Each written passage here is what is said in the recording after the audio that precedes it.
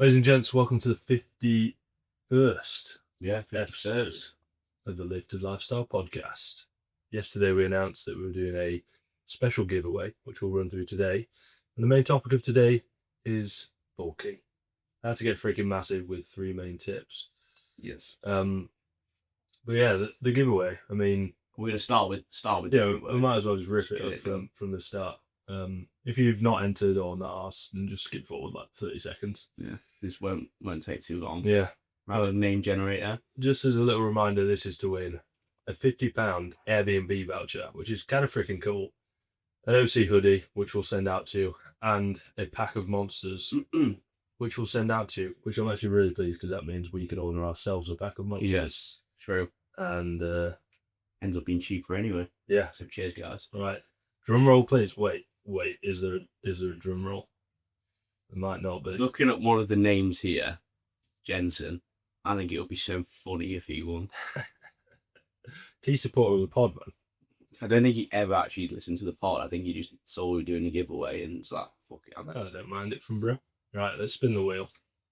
3, 2, 1. Do you want to announce it? Oh, I fucking knew it would be. It's Jensen. You're joking. It's Jensen. Jenny boy. For God's sake. Well, Classic. well done, Jensen. You'll be getting the 50 quid. I don't know what that's going to be spent on. That worries me. Where's he going to go? That is the question. I don't know, he'll probably stay at a frat den or something in a weird Eastern European country. I can't believe it's landed on Jensen. Anyway, that's quite funny. Now he looks rigged. Now he looks rigged because I said. Because you said it'd be funny if it landed on Jensen. It's not. I mean, we'll be honest. There wasn't hundreds of people that entered it, so odds were high. But yeah, I mean, well done, Jensen. Well done, mate. Next giveaway at 100. Yeah, 100 quid gift voucher. Yeah, that's a good idea. When we get to 1 million episodes, £1 million Airbnb voucher. I mean, I think we'll probably be dead at that point. Yeah, true. We never know. Also for episode 52. Oh, this is actually really exciting. This is wicked. Second guest ever on the pod. First guest was obviously exciting as well. But this is cool too. We've got a pretty big name coming up, or at least within our world. Yes. Fairly big name. I was thinking we might need to slide a bigger chair because he's a very big guy. Josh Orange. Josh Orange or Josh Green. Josh Red. Josh King. But yeah, keep your eyes peeled for next week's episode because it could be an interesting one. I think we'll. I've just got loads of questions like that I want to ask him, so we'll just run it. Yeah, I think. Well, we could put a question box on because I think that ended up just being a load of overlap anyway. But I think general structures will just ask loads of questions. Yeah, should be fun. So keep your eyes peeled for that. Yeah, subscribe. So yeah, today's pod. Gaming phases. 3 tips to get freaking massive. It'll be more than 3. I can't lie, but for the title and thumbnail, it's kind of essential.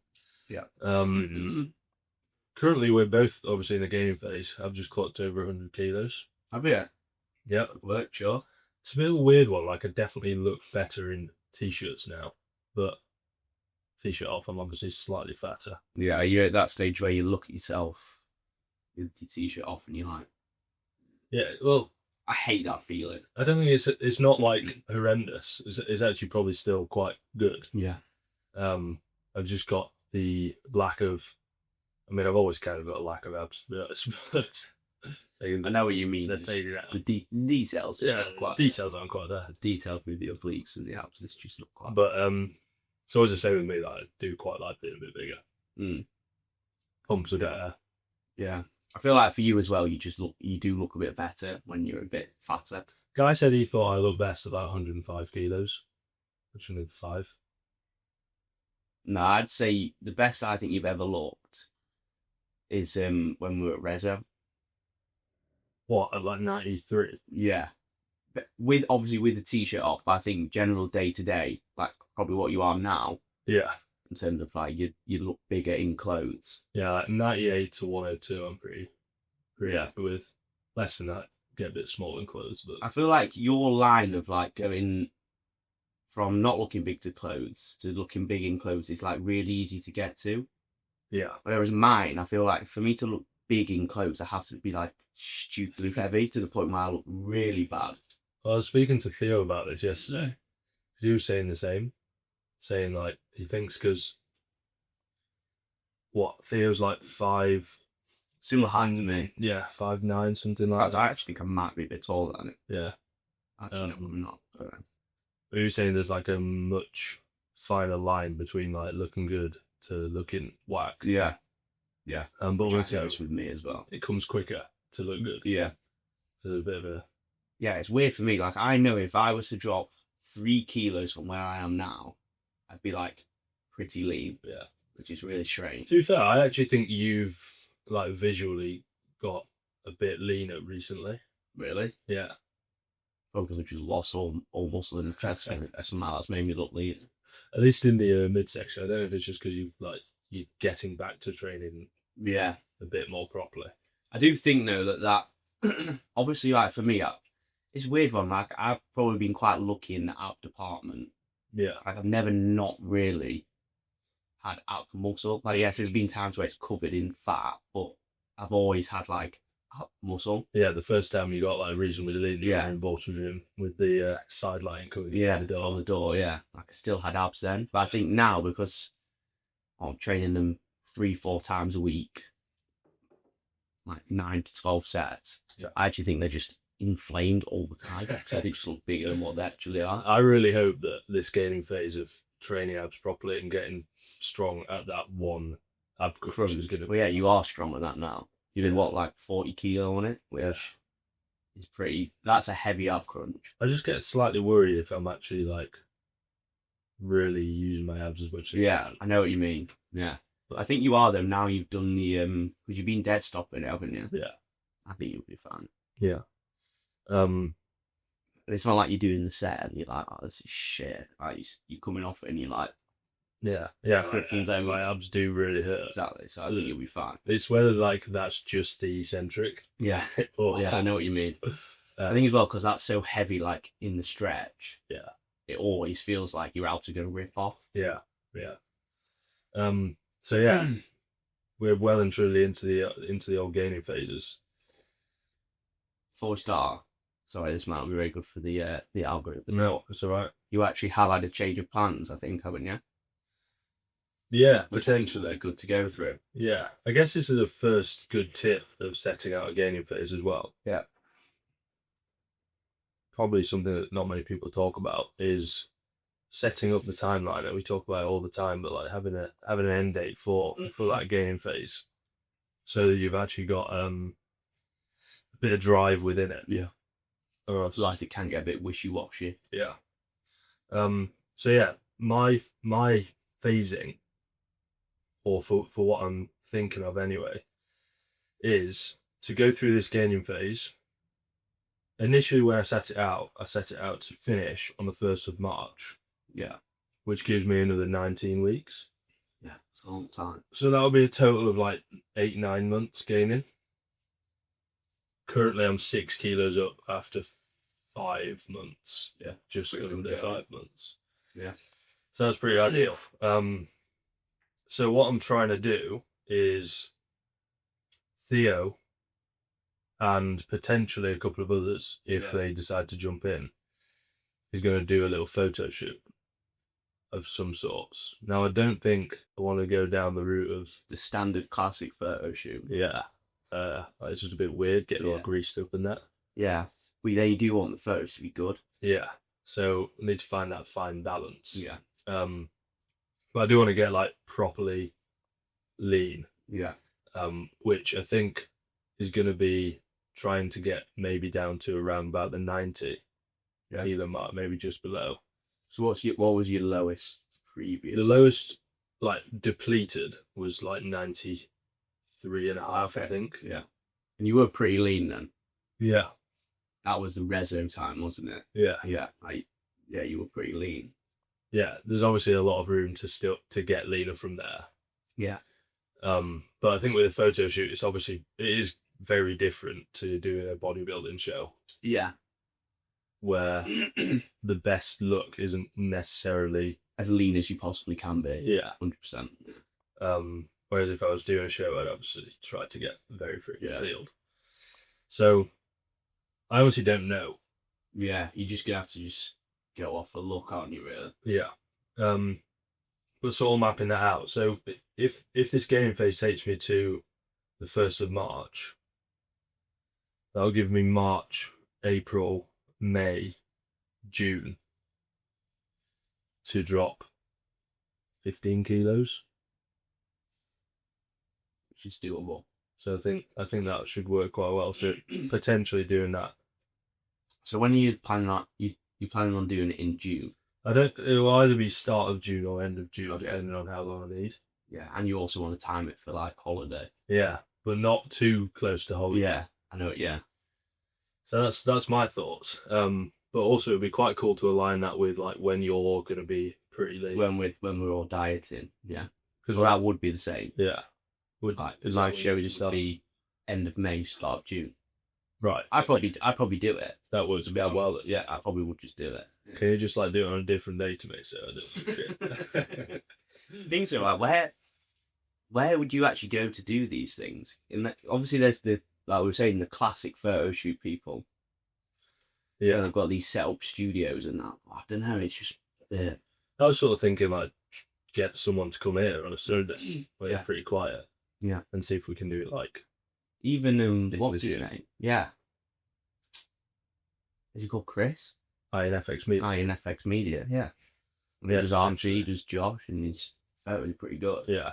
The only thing is, do we want to get them like, get the lighting set up, have like something like this? I'm pretty sure Sam's done it before, where he's got when you press the shutter and like the actual thing goes off off at the same time. Yeah. I think if you're doing it properly, you'd probably want a setup something like that. Yeah. I think for us, we're probably thinking of like you want photos where you like training as well that are not just like weird setup photos. Yeah. And you also do want the ones where you do just have your rig out. Yeah. So it's like sort of doing both. Yeah. But I was thinking I'd speak to Sam and see if he can do something like that. Do that, yeah. And if it's a yes, then sick. Yeah. Well, he did it in here. Sam did it in here with Adam, bald guy. Oh yeah. Yeah. Yeah. Did it with it. What, like a proper? Yeah. Right. Went just after he finished competing. Right. Did a similar thing to what you're talking about. I'm pretty sure. We'll get a box in. Yeah. So yeah, if any clients actually do want to join us on this event. Yeah. I also think as well with photo shoot, like you were saying, you don't actually need to be peeled. No. Like, it's just a way of showcasing your transformation. Yeah. Like there's probably plenty of lads that have got, and females actually, that have got like lean enough to be able to showcase that. Exactly. Yeah. It's not a thing where you've got to be like outrageously diced. Like, you see these people doing them who are outrageously diced, but it doesn't need to be like that. 100%. So yeah, with that in mind, that should give me enough time for another 4 months of the gaining phase. Totaling 8-9 months. Which is the first thing. Like if you're doing the gaining phase, commit to it for long enough. Yeah. So that you can actually make some decent. Yeah, you don't want to die down and just look the same. No. What do you think the shortest amount of time is that is like worthwhile to be in it? I think it depends on the person in terms of like genetically, also their like training age. Yeah. And how sort of what their training has been like beforehand. Because I think if someone's training has been pretty pooey, and you make it really good, I think they can make a good amount of progress in like 4 to 6 months. Yeah. Whereas for us, I think for us that probably wouldn't be the same case. Yeah, I feel like, I mean, I've never actually done a very short one. Yeah, no, neither. I think for me, there's a line where being in it longer, but I've got my rate of gain like absolutely dialed out. So being in it longer would just push my body fat up, Exactly. obviously higher and higher alongside that rate of gain. And I'm not a huge fan, at least for me personally, of doing like these little mini cuts. No, yeah. Like I think there's a time and a place, but Yeah. I think once I'm in the dieting mindset, I'm just like, let's just do it properly. Just get lean. Yeah. Yeah. I I do think for some people they are good though, just to like just freshen things up a little bit. Yeah. Yeah. Especially for the people that do get a bit conscious about getting like too Soft, heavy, yeah. too soft. Yeah. Whereas like I know for me I can get up to 110 and sort of like be I'm fine, pretty fine there. happy Yeah. with how I look, not Yeah. feel too fat. Pushing up to 115, 120 is probably a slightly different story, Yeah. but You'd be looking at yourself then, like I look a bit sloppy. Yeah. Then like there is still that body weight, like Yeah. some training videos that'll look at You're that like, kind of shit, fat. yeah, it's cool. But I'm just like pretty massive. So Yeah. That is a big benefit of being on the heavier side. yeah, Is the stuff you're doing in the gym is pretty fun. yeah, like Everything just feels comfortable. yeah. When I was at my heaviest, pretty much nothing felt heavy. Yeah. I'd never pick something up and think, Christ, Jesus Christ, yeah. and even little things like dumbbell pressing, the weight feels more comfortable in your hand Yeah. because you've got like more squish. in your hand. Yeah, no, but it's true. It actually does feel so different, Yeah. doesn't it? But like at the minute, if I've got like a heavy dumbbell in my hand for more than 6 reps, it like kind of starts in my hand. Yeah, what it's there. Yeah. But yeah, I think I'll probably top out at maybe 105-ish. What, prior to March? Yeah. Like around March time. Yeah. If I continue gaining about a kilo a month, Yeah. it should be in theory around there. 105-ish. I think Yeah. that'd be pretty good. Yeah, And then get around to 90. yeah. That seems pretty, I'd like to think that would be pretty lean. 90 should be pretty lean. I mean, I wasn't El Dicey when I last dieted. But I was like, Yeah, you Reasonably yeah, lean. exactly. Yeah. there wasn't like loads of fat to come off. I mean, again, if you asked a A bodybuilder. BB, there'd maybe another. It's so hard to say, isn't it?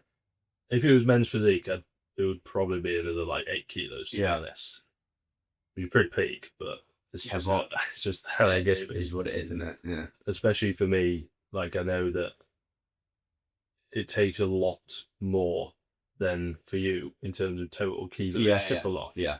Um, Do you think that's just due to like percentage of body weight though? yeah, I think so. Like I'd say my 94 or whatever it was is like equivalent to your 64, Yeah. something like that. But for you to get lean, that's 4 kilos. For me to get lean, It's like double therefore that. it's probably Yeah. it's probably double that. Yeah. Which is weird, isn't it, when you think about it? It's so strange. It is, It's but not. it makes sense. Yeah. And also know at that point there's still like quite a lot of body fat in my legs, which is a good thing because I still feel sound. Yeah.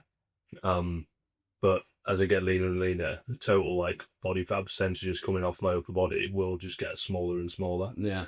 I I always think about this, like if I was to get into like bodybuilding condition, I would probably still have to lose like another 5 kilos.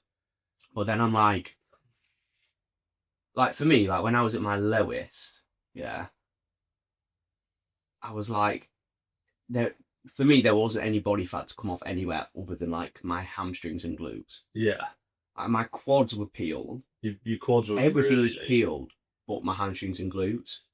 I think that's probably because Not as much muscle. there's just there. not as much muscle Yeah. there. Yeah, I'd agree. Like, I don't have much glute muscle at all. No, Hammy muscle. but you never really fully tried Exactly. to build up those areas. Yeah. Especially the glutes. Like I mean, you're obviously hip hinging Yeah, and but it's leg not. pressing, Yeah. but your leg press is like incredibly quad bias. Yeah. And your hip hinge is freaking ragging it. So Yeah. Just literally grip and rip. yeah, And my eccentric is like 0.5 seconds. maybe my glutes would be peeled, man. Yeah, I bet they would. Yeah, You'd have- so bro. You have your gluten before you had your abs. So yeah, tip number one, freaking set up a long enough term gaming phase. Decide like how much you want to push up by and what you think you'll be comfortable with, because I think Yeah. like enjoyment is obviously quite a big factor. Yeah. But give it enough time. I think at least 4 months to like see some reasonable progress. Ideally, a bit longer, because if it's 4 months, like that's probably going to be 4 to 6 kilos, which is very easy to pull off. Fall off, yeah. You've got to, again, it's just like fine margins where how hard should you push it? And then, like, you then cross the line to the point where you're just making the diet, I think, even harder for yourself. Yeah, yeah, If that makes sense. I think there's a really fine line.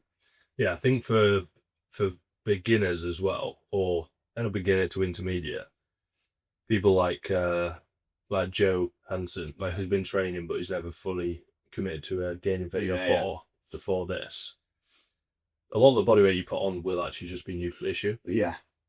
So you can get away with the first couple of months. It's just like, well, condition is exactly the same, but you just bigger it out so sick. Let's just extend it a bit more. Yeah. But I know basically from the get-go of my gaining phase, I will be getting fatter. Yeah. Each week, And that just comes with training age. Yeah, for sure. Tip number 2. Well, I think something else that I've been focusing on this gaining phase more so is having much more consistency with exercise selection. Yeah. This is such a biggie. Yeah. I actually think this training at RT has actually helped us to do this. Because there's almost less options. Like when we're at Rotherham, it's very easy to get slightly bored with using a certain piece of equipment. Yeah. And then you can just be like, oh, I'm just going to swap to this. Yeah. It's like, it's an easy like replacement. Yeah. Whereas at RT, it's not easy to do that. Yeah. I think definitely timed at Rotherham where we'd said to ourselves, oh, I'm just not getting along with this anymore. Yeah. And like, probably are. You're just bored and want to do something different. Yeah, I think there's a point. You've sort of got like 6 weeks of really rapid progression, around 6 weeks on any new movement. I think. Yeah. After the 6 week mark, you're then like super competent in how good you are at performing that movement. And once you've ticked that off, it then gets harder to take progress. Yeah. At that point, when you've got loads of other options, Yeah. it's very easy to then go, this isn't progressing, so I'm just going to swap it. Yeah. But like, there's quite a lot of movements that I'm doing now, like the ab crunch, the pull down, the leg. In fact, All Basically, our splits, etc., exercise selection hasn't changed. yeah. But all of those movements, I'm now going into them. I look at my numbers. I'm like, Christ, how am I going to do that? Yeah. Even like the lateral raise, Yeah, it's like shit. I'm like, I've got nearly the stack to get for 10. Like, Yeah, which is mad. right. Yeah. How am I going to do that? But I think that feeling preset and getting to that point within each exercise is really valuable. Yeah, 100%. Even if it means 1 week you progress 1 out of 3 sets, and then the next week maybe you progress 2, the next week maybe you don't progress any. I actually think being in that zone of like it being very difficult to take progression is worthwhile holding on to. 100%. Yeah. As much as you want to take progress on every set that you can, it also needs to be difficult to take that progress. Yeah, if you're like still getting like +3s every single week, then you've been doing the exercise for like 7 months.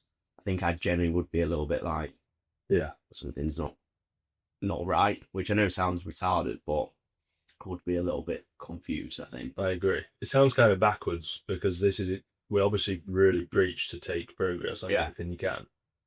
But I think when it's too easy to take that progress, you're always kind of undershooting your total ability, and it's purely because you're not like super efficient at the movements. Yeah. I also think as well, it for me, if I had exercising for 7 months and I was taking +3s all the time, I think then my first thought would be something's changing in the way I'm doing this movement every week. Yeah. Which it is easy to do because when you get obsessed with progressing, although you're not thinking, oh, I'm going to do this different this week, change my tempos, whatever, I just think subconsciously you try to make it as easy as possible Yeah. to take the progression. Yeah. I think there is a point in that though, again, when you do it for long enough and it gets heavy enough and it gets challenging enough, you naturally have to do a slow eccentric, Yeah. or else it changes direction. It'll Will just whack possible. it. Yeah, literally. So like the leg press at the minute, the dumbbell press at the minute, I've like really got to control the eccentric and keep the tempo really good, Yeah. or else it will just crush me at the Yeah, whole. exactly. Your brace just goes and then you're not going to progress. Yeah. I'd agree. Especially with the leg press here. Yeah. I find if you don't have your bracing absolutely locked down on that, you're not going to progress. Yeah.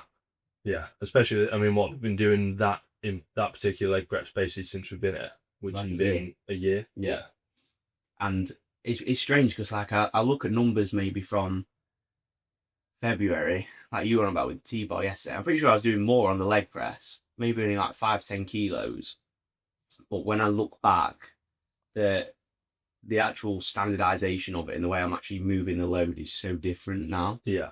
So I think that's, again, is quite important. Yeah, that T-bar is definitely, I'm definitely now like coming off the pad less. Yeah. I'm also getting more range like at the top as well. Yeah, definitely. So it's definitely been, like, I have taken progression there, even though the numbers don't necessarily show it. Something that I've been quite liking to do recently, and again, it sounds a little bit backwards, but is trying to be like really, really aggressive with taking low progressions. Like as soon as I'm in a rep range, I'll just go like 1.25 up, 2.5 up. Obviously, we film our sets a lot, so as soon as I look back at the set and I think, Looks, yeah, it's a bit meh, then I can drop 5 kilos, which might put me back like a month. Yeah. But I'm still substantially stronger than what I was 2 months ago, for example. Yeah. I've been really enjoying that approach of just trying to be as aggressive as I can be. Yeah. And resetting when I need to reset. Yeah. Which I think we have spoke about before on the pod. I quite enjoy that approach. What do you think to swapping out an exercise because it's not progressing? Again, in here, I don't think I would do that. Yeah. Because the exercise is so locked down and there's obviously minimal variation. I think for me, most of the time, if I'm not progressing on something, it either needs to just have a reset or change the rep ranges slightly. Yeah. And I think that then just start progressing again. Yeah. I think it's the easy route to take a swap in exercise completely. 100%, yeah. I don't think there's much benefit to that. No. Because then you've got to learn the new movement. So. Yeah, I'm just thinking like the exercises that we've swapped, changed in and out. It's almost, really. I mean, the ones that I've done would be like that incline tricep extension when I'm lying down on the bench. Yeah. And there's a few of the things like that where I've swapped it because the new movement is definitely like feeling significantly better than the previous one. Yeah, so I think then like, it's probably a good idea. Yeah. I can't really think of anything I've swapped, really. We had to play with the squat movement. Yes, that's true. Did the pendulum for a bit, which couldn't get along with it like I could the Smith squat. Yeah. Yeah, I just think the Smith squat for me feels better. Yeah. Yeah. I think the only other thing I've done this scaling phase differently is like on the ab crunch, the leg press, and the Smith squat, and all my chest presses as well is like pretty much dead styling, or at least like just kissing it. Yeah, like touch and go kind of thing. Literally just snogging the machine. Yeah. No, leg press like. Yeah, you do that a lot with your leg work, don't you now? Yeah. Like the squat, the leg press. I think it's helped quite a lot because in the past I've sort of, jumped up load subconsciously or not purposely, then taken less range of motion, and then I'll get to the next week and try and do the previous range of motion, then suddenly I get like it's like just all over the place. Yeah. So I think that has actually helped me a lot. I think that's harder with you on the leg stuff is because of just how long your limbs actually are. The range is massive. Yeah. Like if you look at my leg press compared to yours, like it's so different. Yeah. Like it's mad just because of how long your legs are. I wish I could squat and leg press like you do. Yeah, like for me, it's a much more natural and comfortable movement. Yeah. Whereas for you, it's something that you actually really have to think about. To get quad, Yeah. Like, it's so easy for me to just glute every squat Yeah. movement. You actually feel the squat in your glutes. Yeah. Yeah. See, I've never felt I've that. got to really actively try to get quad. Yeah. Otherwise, it'll just be It's all weird. weird. Because if not, I'll end up doing the squat, the leg press, the 45-degree hip extension, the hinge. All of it will just be slamming my glutes. I think that's probably shown in the past. Yeah.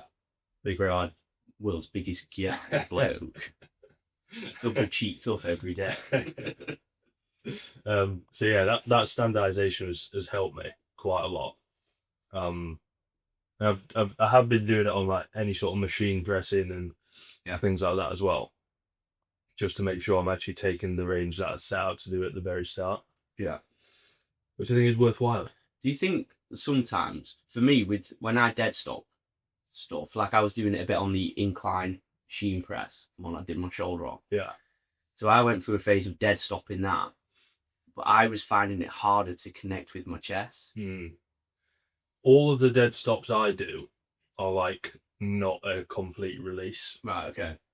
So I'm still actively pressing in the opposite direction. Yeah, I think that's my issues. When I do a dead stop press, for example, I lose the connection with my chest because I almost like, I know it sounds strange, but even just releasing your grip slightly and then pressing again and tightening your grip. Yeah.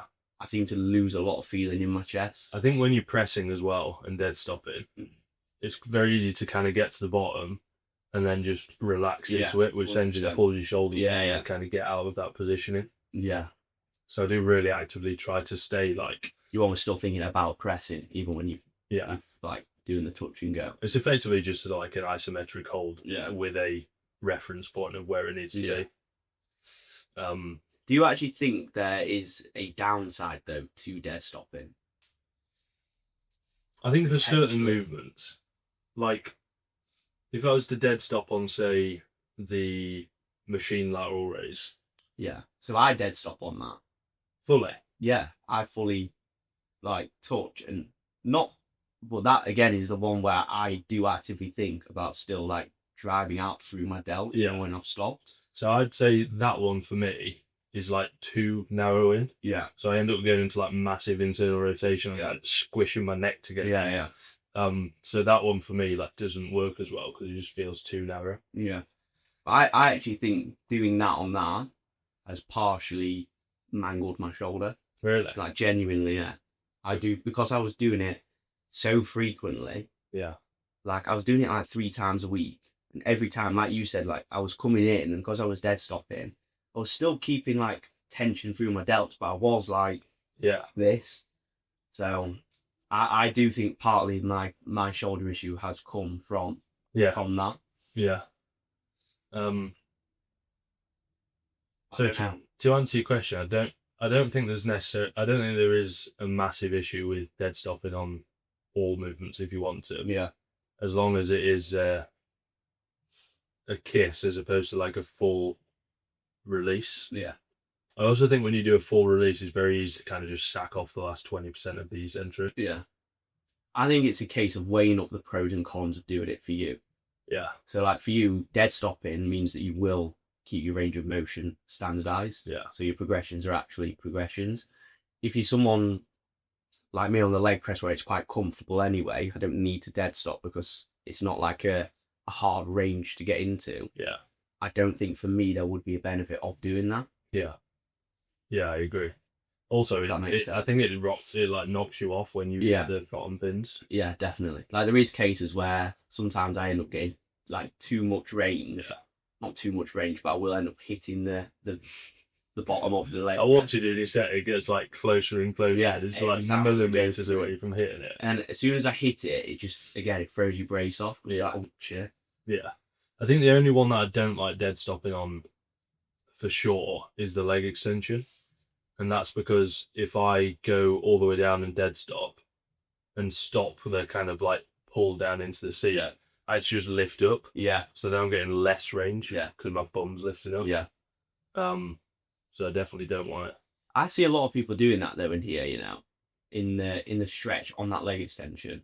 So many people lift their bump, like Josh. What, like Oh. it just comes out of the seat? Yeah, but it looks like he's doing it on purpose. So that's one of the questions I want to ask him. Because Ryan does it as well. Really? Yeah, I can't really think of a reason that you want to do that. no, neither. But yeah, He's got massive legs. Yeah. So, it's just working for him. So I think that is important with training, though, isn't it? Like, if it's working, like at the end of the day, you don't need to deep it too much. yeah, I think there's all this stuff that like you'll hear all the time, Yeah. and something new will come out all the time. Like the most recent, like the whole sort of length and range bias training. Yeah. Can we pretty confidently say that that thing in particular is beneficial? Probably on certain movements, but it's not enough of a difference to the point where if it feels worse and you enjoy it less, You need to change your whole training. Yeah, like if you don't like it, then I'd just probably sack it off. Yeah. Because at the end of the day, it comes down to first principles of doing the same thing over and over again and getting stronger at in the right sort of rep range, and you sound. Yeah, I'd agree. The challenge is trying to find what that is for you. Yeah. What that sweet spot is for you. The other thing I just want to know from people is like the people who don't track anything. Like why? Yeah. It's very common in people who are enhanced, I think, to not track. Yeah. When you look at like some of like the biggest names, like even like Samson, Yeah. whatever his name is, I don't think he logged his training. Obviously, he's massive, so I can understand why people think, oh, you don't need to log your training. But I think it's just because like naturally they can just take progressions. Yeah.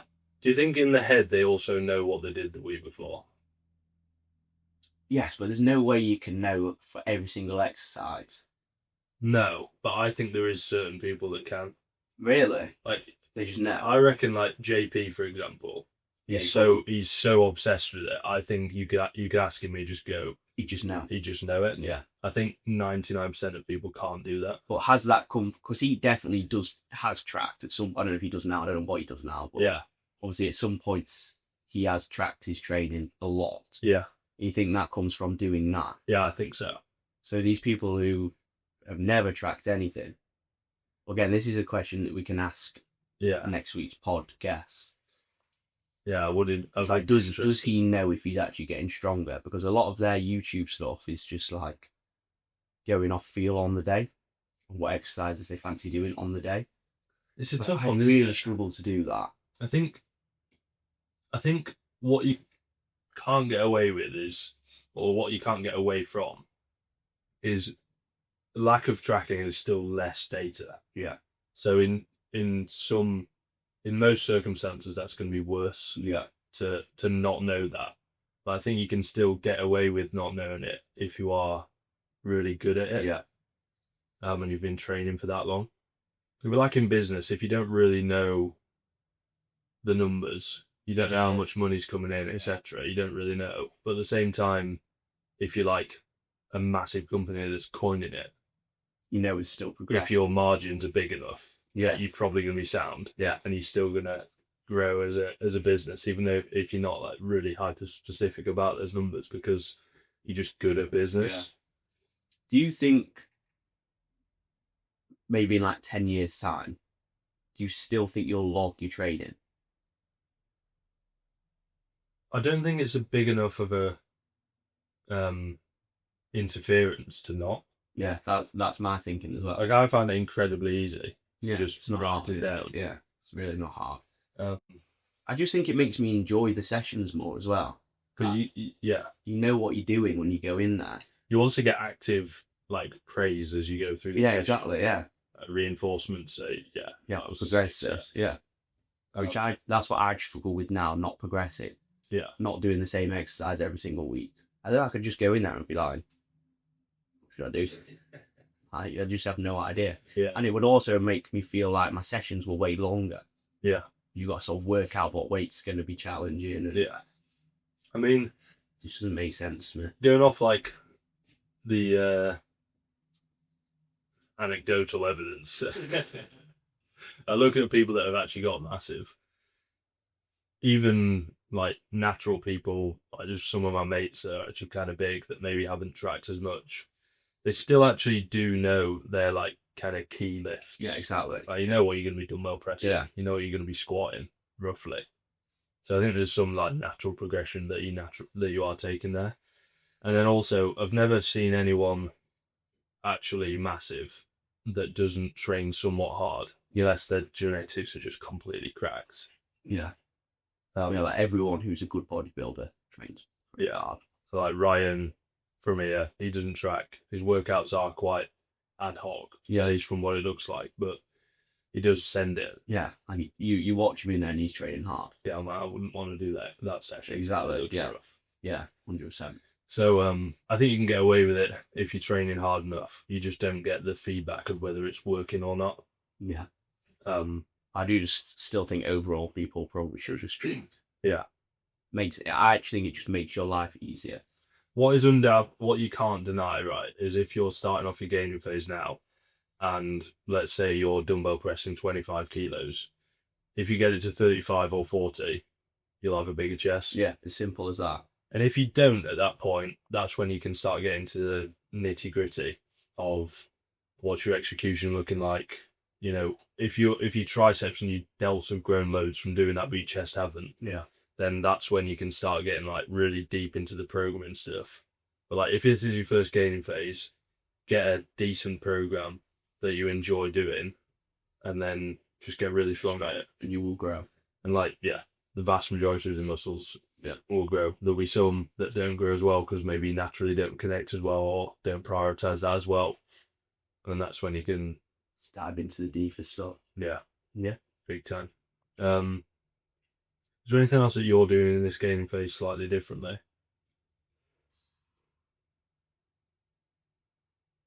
Pushing volume pretty high. Yeah. Just giving it a whirl, see how it goes. What are you doing that on?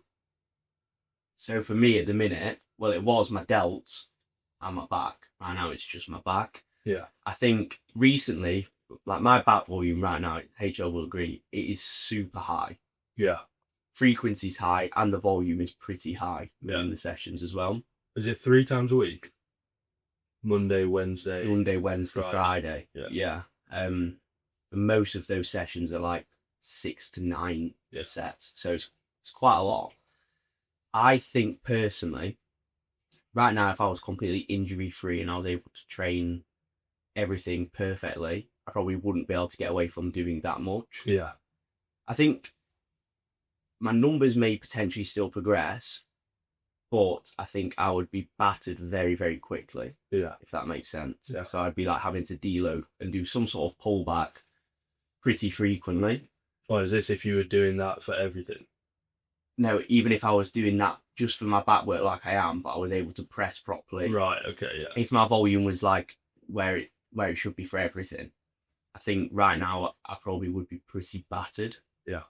But I think at the minute, because my workload is lower, because I'm not pressing properly, I've only just started really training delts, like laterals properly. Yeah. I think right now I can get away with it. Yeah. I just find for me, we basically have the same sessions up to a certain point, and the back end of the session is usually a bit different. I find for me, on those back sessions, like take yesterday's session for example, I've got the T-bar, the pull-ups, and then the row, the lat biased. Wait, is that a different session? That's Friday. What did we do yesterday? So we did the T-bar together, that was it. T-bar. And then I did a single arm pull down. Yeah. I think you did pull up. Yeah. And then do you do anything else on that session? No. So that session there is 3. In that back session yesterday, it was 7 failure points. Yeah, so I've got 4. Yeah. On the Friday session, or what I've got on Wednesday, neutral grip, pull down. Yeah. That's all. I have a barbell row as well on that session. Yeah. Again, I didn't have I just had the neutral grip pull down in that session when I was pressing. And then the Friday session, I've got cable row thing, but I've actually just swapped that out to the Dual arm. dual arm Yeah. Smith row. Oh yeah. Sorry, yeah. Then upper back machine pull down, and then the dual arm Dual row. arm Do you do anything else on top of that? The hip hinge. Yeah, so I suppose it's not that different. It's not that different. I think what it is for me is just on those exercises, I'll probably just have like an extra failure point. Yeah, So like yesterday on the T-bar, we both did 2 sets. I just had 2 sets in a rest pause. yeah, You just had 2 sets, yeah. for example. I feel pretty coached after what I'm doing so Yeah. far that maybe Yeah. doesn't feel that necessary. Yeah, I think I would agree to a certain point where I'm like, shit, like I'm absolutely fucked now. But I sort of just want to experiment with it. See what Just see what happens. If I get a good response from it, then great. If I don't, like, Yeah. like so what? I guess that's a good final point. This whole game with dieting is like, and the whole body weight manipulation, you can be really, it's very predictable. Yeah. But with growing muscle, I think it's slightly less predictable, other than the "am I getting stronger" question. Yeah. So like, it is worth experimenting with these things. Can you recover from more volume and still progress, and therefore going to grow more? Yeah. Maybe. Yeah, I do think as well for me, it's partly like an enjoyment thing. Yeah. Like I really enjoy training at the minute. Yeah. I actually want to be in the gym. Yeah. So So why like, not? Let's just see what happens with it. I think it's worth testing out without just going from 0 to 100. Like, just gradually work up your volume, and if it's good, then great, and you can get pretty quick feedback to tell that it's not good. Yeah. Like, I tried to do significantly higher tricep volume for the last couple of weeks, and then there was too much carryover from each session. Like you were saying you were sore, weren't you? Yeah, but then it's like just consistently reevaluating and changing things. So like, I've actually kept to the same volume now, but I've swapped the exercises from doing the machine overhead thing Yeah. on the Monday to now doing that on the Wednesday, and doing the incline tricep extension on the Monday, as opposed to the Wednesday, because that incline tricep extension makes me less sore than doing like than the machine thing. sort of thing. Yeah. So like, I think you can keep reiterating on the training program. Yeah. You've got to be pretty You got to be on it. good. You do, yeah. Yeah. Got to be on it with it. With understanding how you feel and what's going on. But I think making those smaller tweaks, as opposed to the bigger tweaks for like complete overhauls, is going to be more beneficial. Yeah. I'd agree. I do think as well that if you are progressing well, you don't always have to just add more volume in. Yeah. Like at the end of the day, if you're progressing well, you're progressing well. Yeah. Sick. If you add volume in and then you don't progress as well, I think you're then more beneficial to going back to what you were doing before. Yeah. I mean, generally when I'm programming for someone, if they are a bit more of a beginner, I'll tend to go slightly higher volume because they don't train as well. Yeah. So just a few more sets in there. But like, a lot of the time, again, for those beginner intermediates, you can set a program up, and then 10 weeks down the line, it's the same amount of sets, but they've like doubled their working volume. Exactly. Because they're doing so much more weight and so many more reps. Yeah. So they'll like, I'll have questions like, I feel like, there's not been that many changes.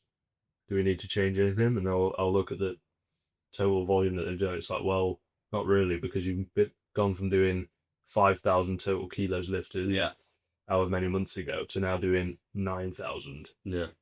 That's a lot of more volume. Yeah, I think it sounds like contradictory.